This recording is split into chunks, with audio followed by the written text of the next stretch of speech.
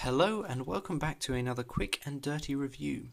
Today the product which we'll be looking at is a SNES controller with a USB interface. So basically it's a USB game controller in the shape of an SNES controller, a retro SNES controller. First impressions, this did not come in a package. These did not come packaged in any sort of way. They were just simply wrapped in bubble wrap and some stretch film. There's no branding, no name, nothing. It's quite blatantly simple. They probably just created in a factory in China and quickly shipped over here. So nothing too impressive in terms of branding or naming. But they're not that bad for the price. They cost exactly $3.50 on eBay, which I purchased them from, which is where I purchased these units from. And they're about $3.31 on GearBest. So feel free to use any source you want. I mean, they're pretty bog standard. They can be found all over the internet, any sort of e-shopping site. I bet you could find them also on AliExpress. If you can find them for cheap, definitely order them because there is no variation in the models. They're quite simple. Besides that, the cable quality is okay. So let's just quickly go over the first impressions.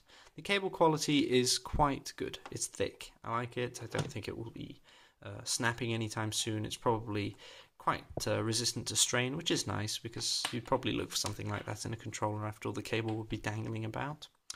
The cable length is about 1 meter, approximately 1.1 meters. I don't like the connector that goes inside the cheap plastic chassis, but that's alright. I mean, it won't probably won't break anytime soon. I'll quickly go over the buttons too. There's 4 coloured buttons, A, B, X, Y, select and start, and it's quite a pretty bog standard directional pad, and a pair of left and right triggers. The left and right triggers use a pair of different switches than the front-facing buttons. The front-facing buttons are using some sort of rubber dome system. For some reason, the outer buttons have a less distinct click to them, whilst the inner buttons are very distinct and easy to press. Also, the select and start quite easily and distinctively outcropped, so they're easy to press. The directional pad is not the best in the world, but it's definitely better than most interfaces out there. It's definitely not comparable to something like an Xbox controller or maybe a PlayStation controller, but it's still pretty good. It's pretty good quality. As you can see, this is a clear rip-off of the Nintendo SNES design. Usually here you'd have the Nintendo logo inscribed in plastic. Besides that, other comments, this display here, or at least this piece of artwork with the ABXY letters on it, have been stuck on. It's a sticker. It's not. It's definitely not some sort of laser etching or some sort of painting. It's basically just a paper sticker, to be honest. So I don't expect this face to last long, but that's not an issue. It's just something aesthetic.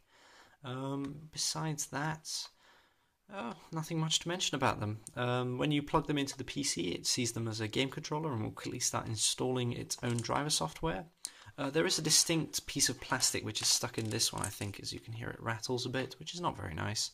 But on the back it's probably really easy to repair these because it just has, as you can see, 5 screws which you unscrew and then probably could do any sort of work. You could even mod these to work with foreign devices. They're quite probably have some very simple circuitry.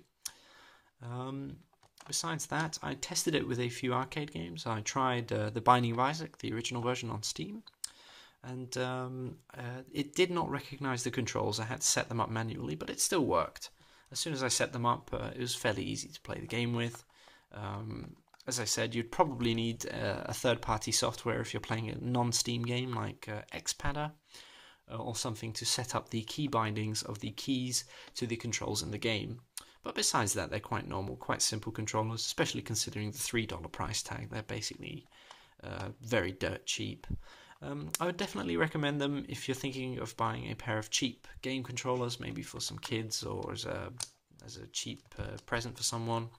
I wouldn't recommend them for playing more complex games. Definitely you could invest a bit of extra money for an Xbox controller, at least one of the fake wired ones from GearBest or eBay. They'll perform much better than these cheapo plastic controllers. But overall, they're nice products. They're nice novelty products. They're slim, so they're easy to store, and they don't require any batteries or any sort. So they're quite durable, quite simple products. So I hope you enjoyed the review. Sorry for the shaky video. I'll give a quick display of the product itself. I hope you enjoyed. Thank you very much for watching, and stay tuned for more quick and dirty reviews.